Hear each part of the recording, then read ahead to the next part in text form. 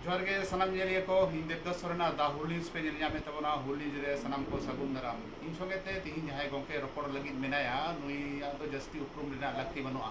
मानतन समय किसको गंके मेनाया सारी धर्म गुरु बाबा मेनते आबो बन उपरुमिया और गंके सगुन दाराम और मानव जोहार जोहार दशम मारांग गुरु इन गपा नेलोक काना सानाम टोठा रेगे पश्चिम बांग्ला रेना सानाम टोठा रेगे आयमा माग मोड़े हुयुग काना मेन गानोआ अतु अतु रेको माग मोड़े काना और ओंडे नेलोक काना ऑर्केस्ट्रा को करावेदा लाटू लाटू एनेज एदा को सेरेज एदा को नोआ अका लेकाम नेलेदा अब नोआ दो इन दो नोआ दे अदि विरोधी दा विरोधी दिन मतलब नोआ दो अब शास्त्र बहिर्भूत काना अब संताल जाति अब जहाँ हिंसे बंचा मेना बना अब जे सिस्टम मेना दो समाज व्यवस्था मेना दो चेद बंचा मेना बना धर्म रे बंचा मेना बना धर्म चेद चितान रे मेना बोंगा बुरु चितान रे बोंगा बुरु चितान रे मेना अब सावता मेना सावता चितान रे समाज मेना सावता से समाज मेना समाज चितान जाति मेना को नोआ जे ऑर्केस्ट्रा कान दो नोआ दो अब शास्त्र मना नोआ धर्म बहिर्भूत कमे बेधर्म ना कमी ऑर्केस्ट्रा जा हुई कना ओदो आम कुसी घोड़ो अब दो नेमाचार कते गे अब अबन मा मोड़े अबन अब नेमाचार गे कन तबन धरम नेमाचार जदि बांग तना जाति सत्ता बांग तान तबना अब जदि हडी पुरी जो कते अब मा मोड़े टंडी बन जाहिर थान बन सेन ना अब दो किंतु ताहले ओना दो माने कथा बड़ी किना अब ना जो ऑर्केस्ट्रा एट अब तामाक तुमदो तिरियो बनाम जय कोरताल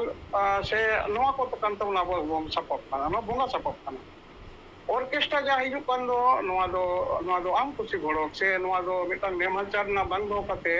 मिटांग जेति डुगुजना कमी होरा काना जबन मा मोड़े रे अब अडी जगह रे होर को मिटांग दाणे को एमे सुदु मारांग गुरु दाणे को एमे नोआ दो मा मोड़े दो बाहिर ले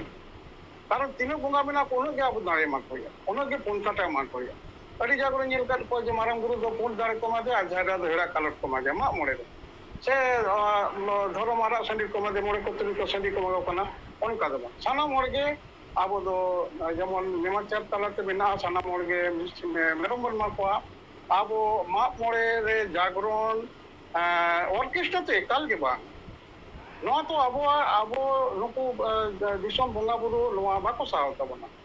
काजी अब नोआ दो बरदा बाबन जे आपे ऑर्केस्ट्रा दो एमी ऑर्केस्ट्रा तबन मेनकान मिटांग बोंगा नितुम कते नोआ ओनाचार आलो दो कोरा तबना अब जेमन मिटांग कथा बिना अब बोंगा अब हपड़म बोंगा गोज गुरु कान बोंगा को हंडी को नी तबना ताले आम दो एमी हंडी हंडी बोंगा को निया मेलते दो आम दो इच्छे मत हंडी न्यू कते लोसे पनेना नोआ दो विधान दो बांग काना कारण हुई अब दिसम बोंगा अकोय नोआ को बाको को ताले नोआ अब सिरेंग बांग काना रूह बांग काना अब नेमाचार बांग काना नोआ दो अब दो समाजे नसावा नोआ अडी रकम ते नोआ कते लेई किदा नोआ दो अब समाज ना बड़ी नितो दे इन नावरिंग दोया नोआ दो दे बंदे तोन के दे अब नमा नहा पोपोंगरा को नोआ रे रस्क अलपे बंजवा अब बाहरे अब मा मोरे तिने देकाना सिरेंग मिना तिने नका राहा मिना नोआ राहा रेना जहां लिठुर आवाज में ना सेरमा पूरी तारको कते बोंगा को आगोन कना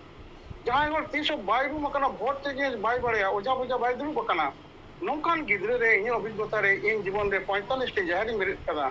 जहां बांग भरवान गिद्रे कम बयसे गिद्रे को 18 बछर कॉलेज पढ़ा गिद्रे जहां को पाको पतिवा नुकु ठन बोंगा को आगोन कना नोआ सेरेंग ना नुना महत्व मेना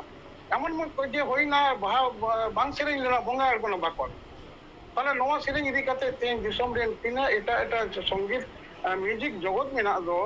नुकु नोआ रेना ako गवेषणा कते राहा को तोंगे इदाको और आबो नोआ बात कते उपार हाबन पजाई दा आद ओनाते नोआ को दो आबो एकाल बांग कना अडी भागे कतम लई केदा नो है कना से बांग इन नेदिन बांग कना आबो जतोल बारे दरकार कना आबो ऑर्केस्ट्रा से जागरण आबो मा मोड़े ले साड़ते बोंगा बोले साड़ते बाबन क्रिया नोआ तो मिटा सामाजिक अपराध कना धर्मी अपराध कना नोआ पाप रे बाबन दुबुजुआ ओय नोआ का अडी अडी सरहाव और मानव जोहार गंके दा हुल न्यूज रे नुना दामान ऑक्तो एम खातिर ते मा एनखान नित लेका दो जोहार गे हां जोहार को से मारा गुरु